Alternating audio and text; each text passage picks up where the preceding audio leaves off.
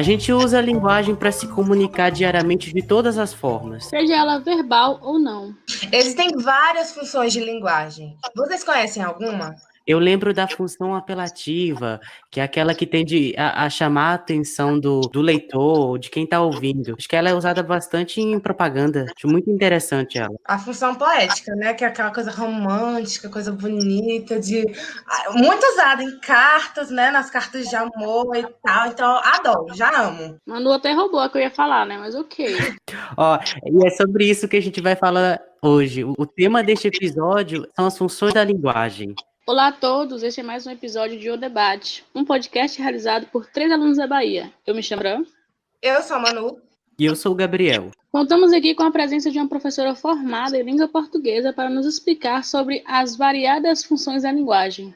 A nossa convidada é a professora Eliana Salsmicati. Ela, que é mestre em letras pela Universidade Estadual de Santa Cruz, pós-graduada em mídias na educação pela UESB, pós-graduada em literatura brasileira pela UNEB, graduada em letras, língua portuguesa, literatura de língua portuguesa pela Universidade do Estado da Bahia e doutoranda em linguagens e representações pela UESC. Oi, prof, como você tá?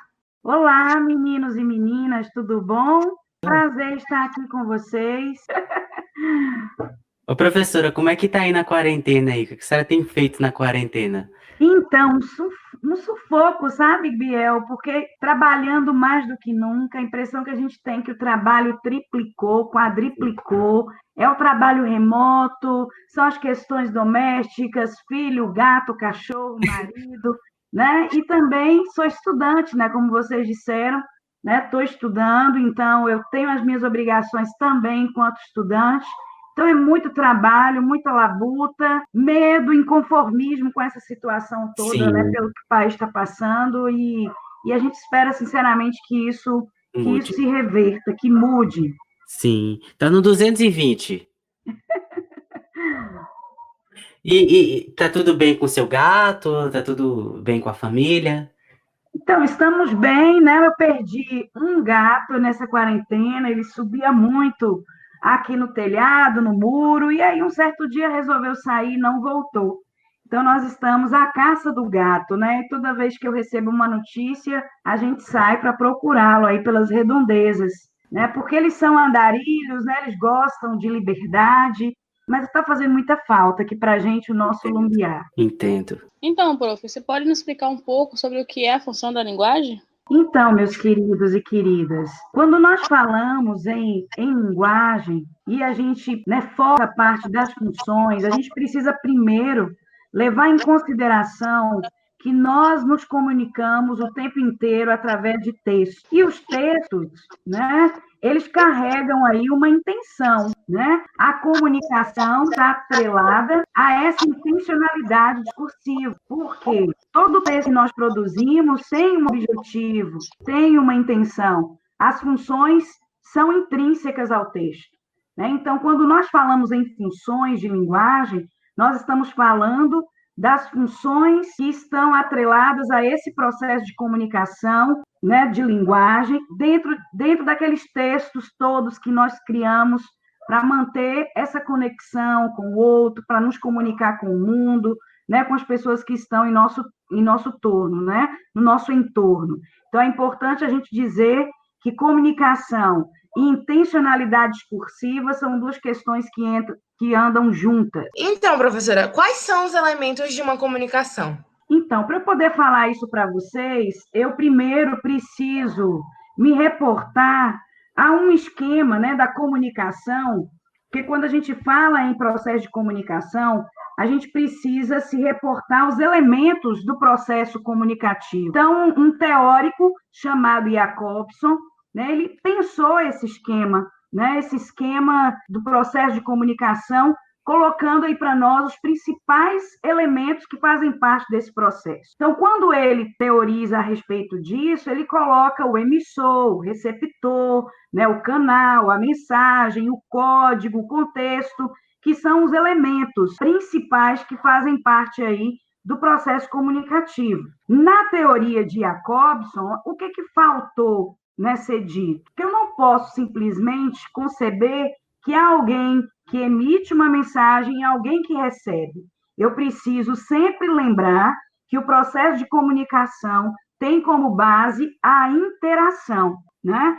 E dentro dessa teoria não há uma previsão de que haja uma via de mão dupla. Eu, enquanto emissora, posso também ser a receptora, né? Então, eu sempre estou trocando aí de papéis nesse processo de interação. Então, eu estou concebendo a linguagem, o processo de comunicação, como um processo de interação social em que a língua, a linguagem se realiza, né, nessas práticas comunicativas.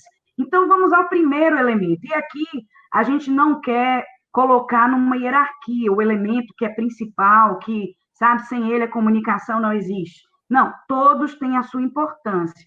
Inclusive, quando a gente fala em comunicação hoje, a gente precisa, além de falar desses elementos, falar também dos ruídos, né? Falar dessa polarização aí do discurso. A gente precisa falar das barreiras nesse processo de comunicação que impedem, por exemplo, né, que a comunicação se efetive, que a mensagem chegue àquele né, que deveria receber, que vai refletir sobre ela, que vai construir um sentido, que vai construir uma interpretação, né, dessa mensagem que é recebida. Então, o emissor, eu estou considerando também que ele é o enunciador, que não é apenas aquele que emite uma mensagem, mas que é um sujeito que está dentro de um contexto, dentro de uma situação. Eu preciso levar em conta, por exemplo, os fatores emocionais, né? Tudo que pode ali, não é só aquele que codifica uma mensagem, mas é aquele enunciador, né, que vai ter uma intencionalidade a partir do momento em que ele constrói o texto, e essa construção é baseada, né, em toda a bagagem que esse sujeito tem ao longo de sua vida. Esses textos que nós construímos é a partir dessa bagagem, das situações sociocomunicativas que nos são apresentadas a todo momento.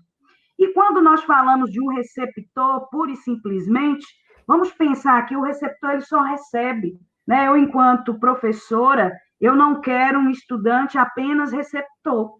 Eu quero um estudante que também coenuncie comigo, que interaja comigo, que fale comigo, né? Que traga também uma reflexão, que interprete aquilo que eu estou dizendo, né? Então, o receptor é também um coenunciador, né? Porque eu estou entendendo aí que há um processo de interação.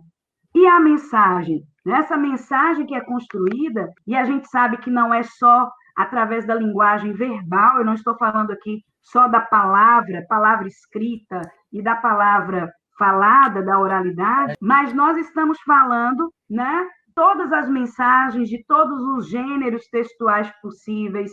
Nós nos comunicamos, inclusive, pelo corpo, né? O nosso corpo fala, o nosso rosto fala, a nossa voz, né? Quando a gente está cansada, a gente percebe, né? Até pelo tom de voz, a forma como você emite o som, né? Já passa uma mensagem para aquele que está nos ouvindo, né? Então, o canal é um outro elemento, né?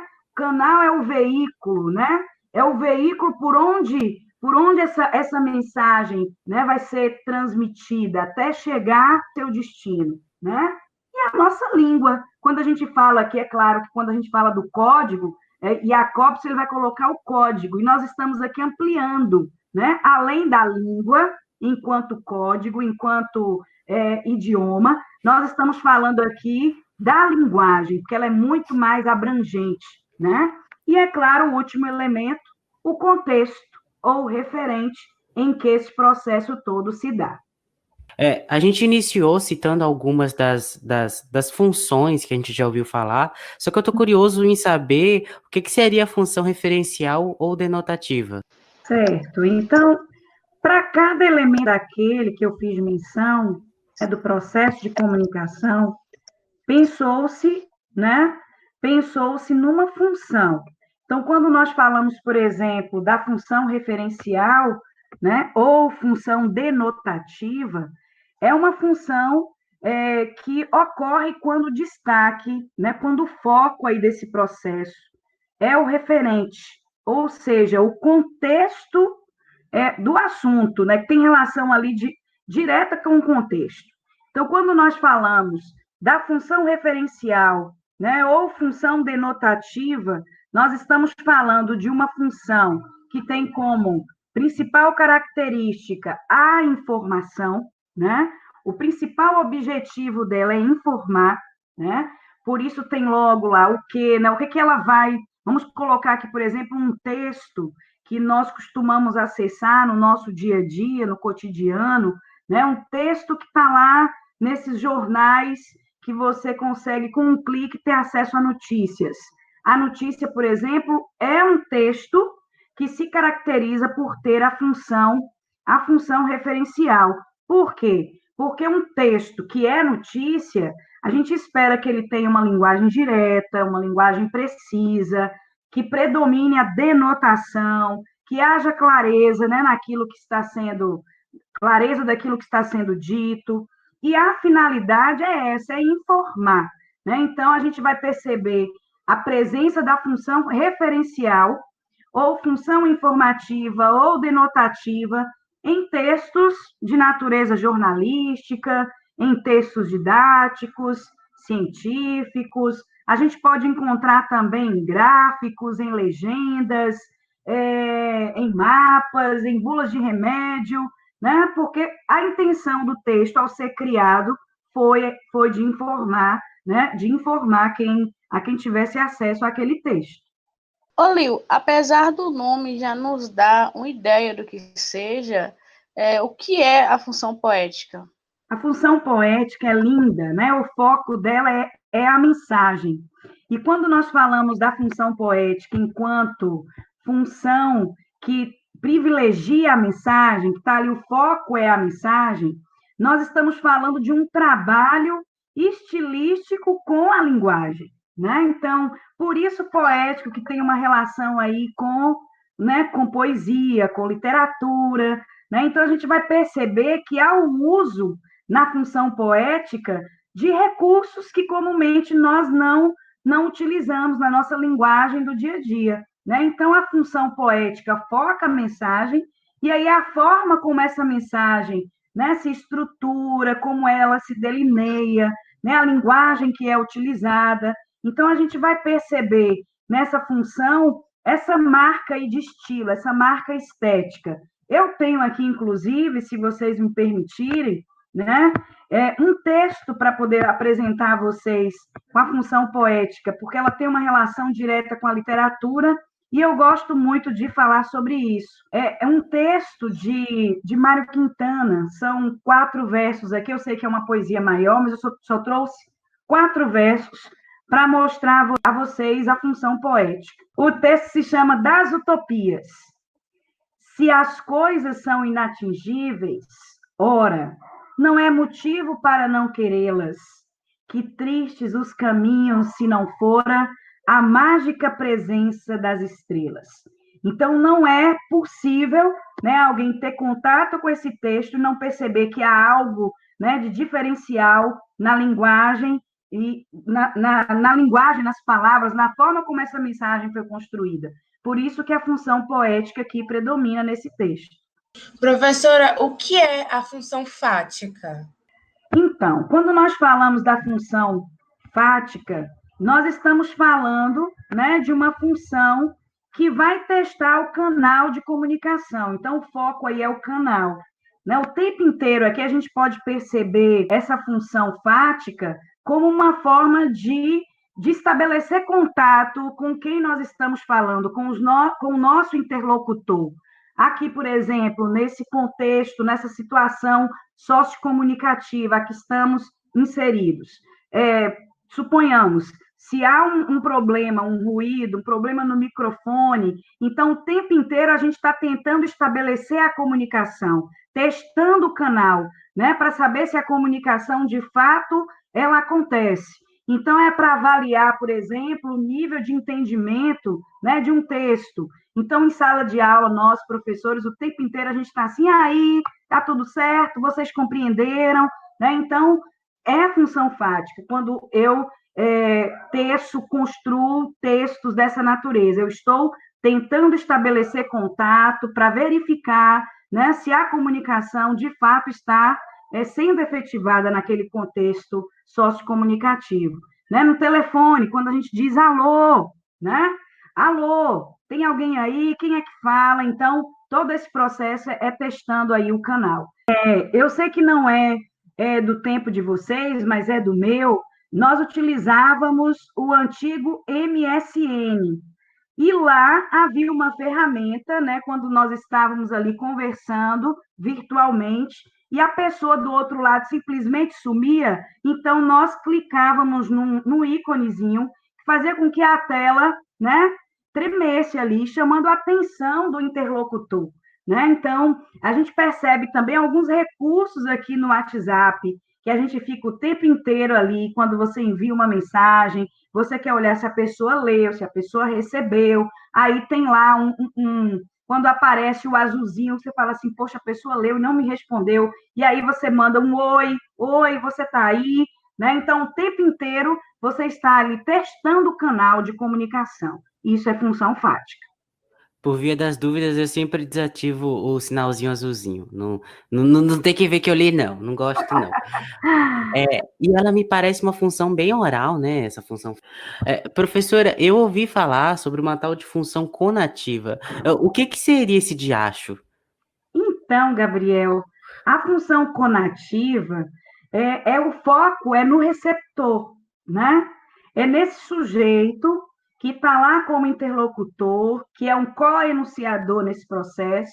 Então, quando o texto ele é feito, ele é construído pensando no receptor, dentre esses elementos da comunicação. Ela também recebe um outro nome, função conativa ou apelativa. Então, a ênfase no receptor vai fazer com que, né, a intenção, a função conativa tem como objetivo influenciar, convencer alguém, persuadir, né, dar uma ordem, fazer um convite, sugestionar, né, mudar hábitos.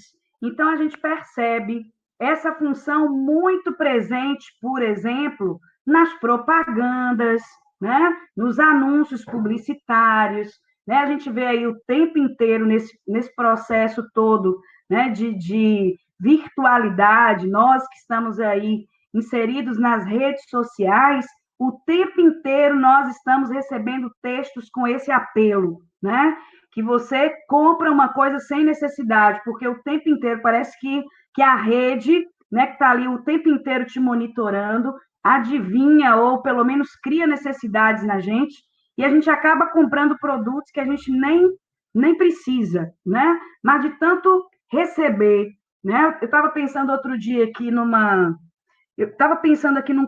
cosmético, aí de repente aparece a propaganda do cosmético aqui no meu celular. Eu falei, meu Deus, eu não disse nada, eu não falei, estão lendo agora o meu pensamento. Então, essa função conativa é esse apelo, né? É esse apelo. Eu me lembro muito e citava muito como exemplo para os meus estudantes de primeiro ano, aquela propaganda que também é do meu tempo, não é do tempo de vocês, compre batom. O seu filho merece batom, né? Compre batom, o seu filho merece batom. Então, esse apelo é marcado aí pela presença de verbos no imperativo. Por isso a ideia de sugestão, de ordem, né, de conselho, porque você, o tempo inteiro, está aí utilizando essa função em textos em que se espera que o sujeito mude, né, o seu comportamento, os seus hábitos. Use a máscara em tempos de pandemia, não saia de casa, fique em casa, não aglomere, né? Então, tudo isso faz parte aí desse universo da função apelativa ou conativa da linguagem. Professora, eu achei um exemplo aqui do Ministério da Saúde, mas ele fala o seguinte, ó, na propaganda, ele fala, Lucas, prematuro de 6 meses e futuro jogador de futebol. Aí vem embaixo assim, seja doadora de leite materno e faça a diferença na vida de muitas crianças. Doe, incentive e ajude a escrever um futuro brilhante para quem mais precisa. Então, eu tinha visto, e a imagem que eles colocaram foi bem chamativa para trazer atenção, enfim, essa função apelativa, eu vejo ela bastante em propagandas. E Uhum. eu acabo comprando muitas Apelo. coisas por conta da propaganda. Exatamente, Gabriel. É o apelo, que pode estar na propaganda, né, no anúncio publicitário, como eu coloquei, mas você encontra também agora em outros textos, né? Nós estamos num momento assim de ebulição de textos o tempo inteiro. As nossas necessidades fazem com que surjam outros textos e eles acabam por incorporar também essas funções. Ô, Leo, diferente da função poética, eu não consigo identificar a função metalinguística só de falar. Você poderia me explicar? Então, Fran, quando nós falamos em função metalinguística, o foco é o código, né? E aqui a gente está entendendo o código, a linguagem que nós vamos fazer uso para construir o texto. Então, é a função que ocorre quando o destaque é dado ao código. Por exemplo, essa nossa conversa aqui, ela é metalinguística. Por quê? Porque eu estou utilizando a linguagem para falar da linguagem. Eu estou utilizando a língua para falar da língua, né? E aí a gente percebe vários exemplos, né? Vários exemplos que contém, né? Que contém lá a função metalinguística. Os livros de gramática, os dicionários de língua, né? A gente percebe também quando o cinema fala do cinema, quando uma peça de teatro traz como tema o fazer teatral, né? A poesia falando do fazer poético, né? Ocorre, por exemplo, quando eu falo em poesia, quando o poeta, né, num texto qualquer, vai falar, né, sobre a sua criação, né, sobre os poemas que surgem nesse processo todo. Um programa de televisão, por exemplo, que vai falar do fazer da televisão, né? Vai tratar, por exemplo, do papel da televisão num grupo social, por exemplo. Um desenhista de quadrinhos que elabora quadrinhos sobre esse meio de comunicação. Um outdoor que fala do outdoor, né? Então, todas essas situações aí, a gente percebe que o foco é o código. Portanto, é a linguagem falando da própria linguagem, a língua explicando a própria língua. Isso é metalinguagem. Eu tenho aqui até um texto para declamar para vocês, né, que caracteriza essa função metalinguística. Há um texto, né, de Carlos Drummond de Andrade, e aqui eu cito este autor porque sou apaixonada pela poesia dele, que se chama Procura da Poesia. Não faças versos sobre acontecimentos. Não há criação nem morte perante a poesia. Diante dela, a vida é um sol estático, não aquece nem ilumina. As afinidades, os aniversários, os incidentes pessoais não contam. Não faças poesia com o corpo, esse excelente, completo e confortável corpo, tão infenso à efusão lírica.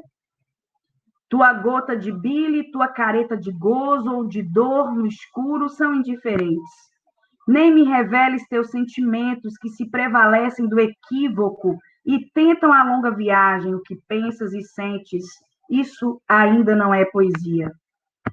E aí, lá no finalzinho do texto, ele diz: penetra surdamente no reino das palavras. Lá estão os poemas que esperam ser escritos.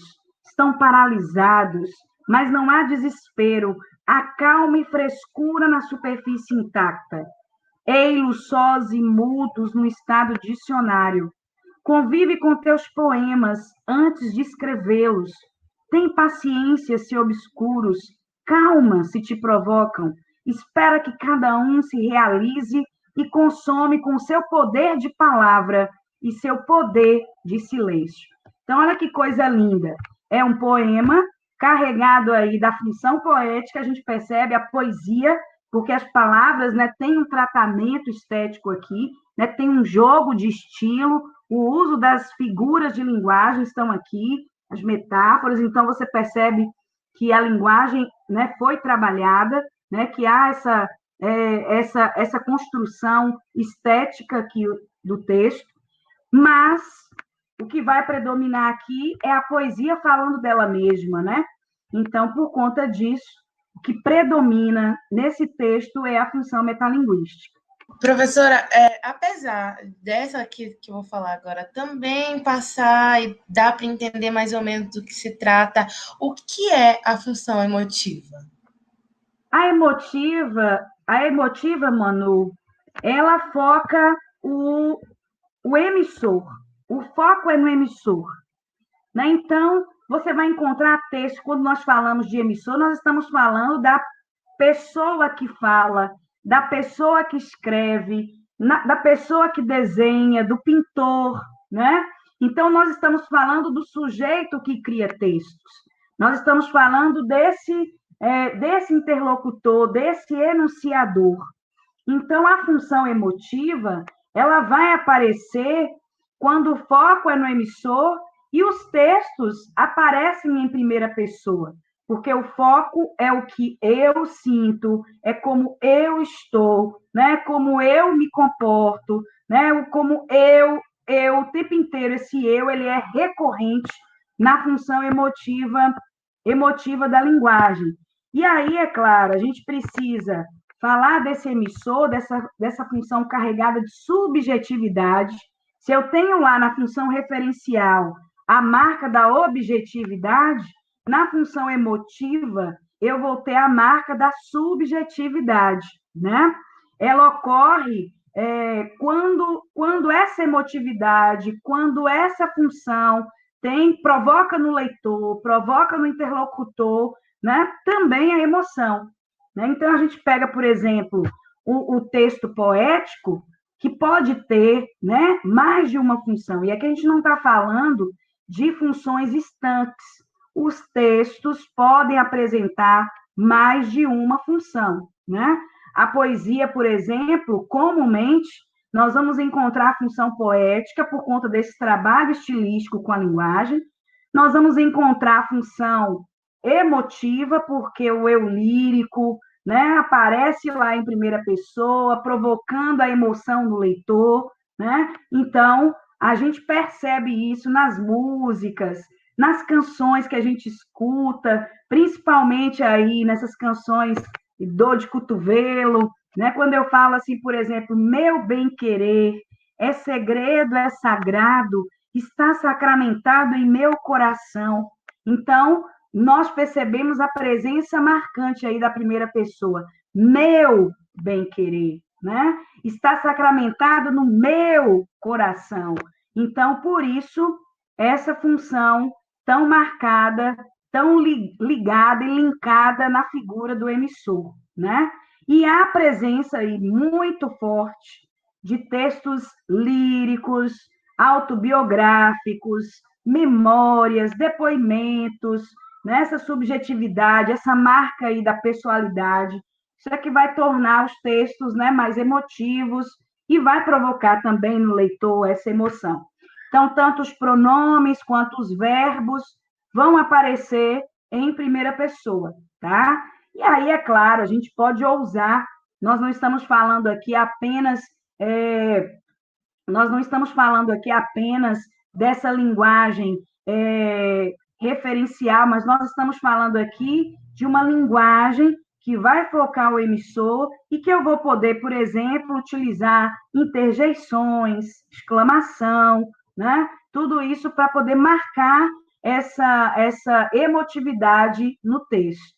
Quem gosta dessas músicas de dor de cotovelo é a Franciele. Ela gosta bastante de sertanejo, né, Fran?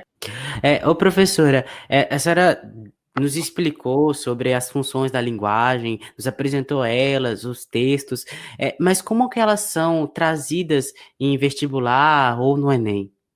Então, as ocorrências, Gabriel, que eu, enquanto professora, tenho percebido, é sempre com base nos textos, né? Então, há um texto que vai ser utilizado lá na questão, então é necessário que vocês tenham esse cuidado de analisar, né? Descobrir qual é o gênero discursivo ali do texto, né?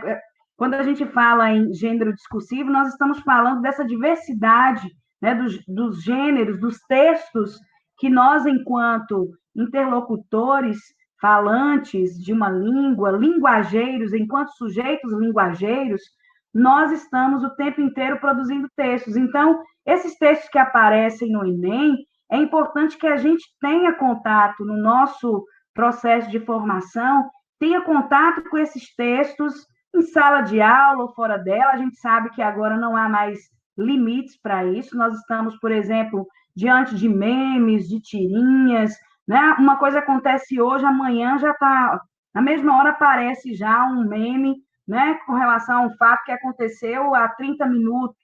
Então, essa rapidez como os textos, né, vêm sendo construídos é algo que nós, enquanto leitores, precisamos ficar atentos, porque eles podem aparecer no Enem.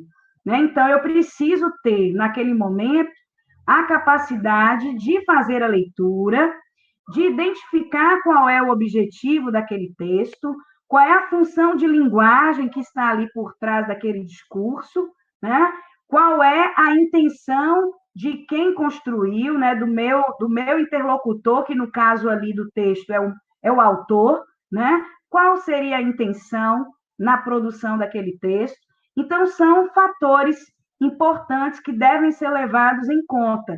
Então, as questões que eu já, né, observei no Enem, as perguntas são diretas.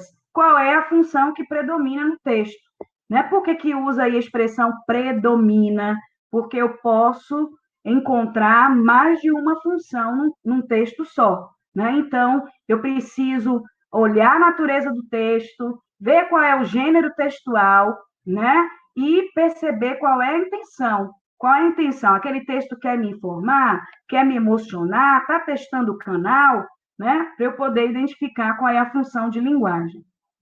Bem, professora, muito obrigado pela sua participação aqui. A gente espera trazer a senhora novamente. Então, Gabriel e meninas, eu gostaria de dedicar esse episódio aos meus queridos e queridas estudantes aí do IFBA. Eu estou morrendo de saudade de vocês, né? Com saudade da nossa aglomeração, dos nossos encontros, né? Das nossas conversas, das oficinas, das aulas, das leituras, do balaio cultural, né? Eu estou com saudade de tudo isso. Assim, eu espero sinceramente, né, que esse momento de crise passe logo, né, e que a gente possa se reencontrar brevemente. Então, dedico este número, esse podcast, aos meus estudantes do IFBA Campus Eunápolis. Estou morrendo de saudades. Ah, que lindo. O meu beijo de sempre para todos os nossos ouvintes. Muito obrigado por estar nos acompanhando em mais um episódio, né? Muito obrigada, um beijo. Eu tenho uma listinha de beijo hoje grande. A primeira vai para uma loja que eu encontrei no Instagram, o nome dela é Boutique Store, uma loja voltada para moda feminina. Se você não é mulher, não tem problema, compra para mãe, compra para tia, compra para irmã. Uma loja bem bonitinha. Eu acho que eu até te mandei, mano. O que você achou da loja? Ai, Gabs, aquela loja, tudo de bom, com os preços maravilhosos. Eu dei uma olhadinha e eu super indico, galera. A Boutique Store é perfeita. Mas pode continuar a sua listinha de beijo, porque eu sei que você é lerdo e ainda falta muita gente pra mandar beijo. Primeiro vai para Patrick. Patrick, falei que ia gravar com Eliana, ele pediu para me mandar um beijo e pediu para a senhora. Patrick é um amor, amo o Patrick de paixão. O outro é para Eduardo. Outro lindo. Certo. Aí agora vem os meus, né? Vem para Thaís, que ultimamente está bem participativa. Vem para o meu amigo Yuri David, que é lá do Rio Grande do Norte. Ele classifica a cidade dele como mato, então não sei de onde é essa cidade. Quem mais? Vai para a Alessia do Grêmio, que também está ajudando bastante o podcast. Alessia é uma linda. Isso, ela é incrível, ela é incrível. Eu só quero agradecer também a todo mundo que tem nos acompanhado desde o início e nos incentivando sempre. Um beijo e abraço a todo mundo. Enfim, gente, esse foi mais um episódio de O Debate, um podcast disponível em 10 plataformas digitais, inclusive Spotify e YouTube. Lá no nosso Instagram, Te Educa, a gente tem um mapa mental sobre funções da linguagem, então quem quiser dar aquela pescadinha lá para ver, é só ir lá em @teeduco, @educo, que vai estar um mapa mental sobre esse assunto. Mais uma vez, agradeço a professora Eliana por ter aceitado o nosso convite e espero que a senhora consiga relaxar e consiga um tempo para voltar aqui no nosso podcast. Ah, sim, com certeza. Eu queria só deixar uma frase aqui para poder terminar a nossa conversa. Uhum. Quem não se comunica, se trumbica. Uma frase antiga, né? Então, é uma frase antiga, mas que representa muito o que a gente está precisando hoje. É falar, ouvir, né? Ó, a comunicação prevê também uma escuta sensível. A gente precisa aprender a ouvir, né? Então, é isso. Um beijo grande para vocês. Ok, muito obrigado. E é isso, gente. Até mais.